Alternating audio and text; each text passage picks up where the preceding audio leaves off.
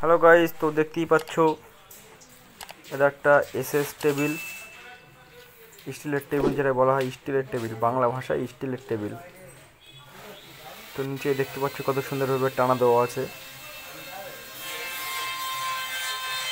আর এর উপরে কিন্তু ওভারসেলফ বসবে, দুটো ওভারসেলফ হবে, এটা দুটো ডবল ওভারসেলফ। দেখতেই পাচ্ছ টেবিলটা কিন্তু খুব লম্বা, একেবারে পুরো 7 ফুটের টেবিল আছে পুরো।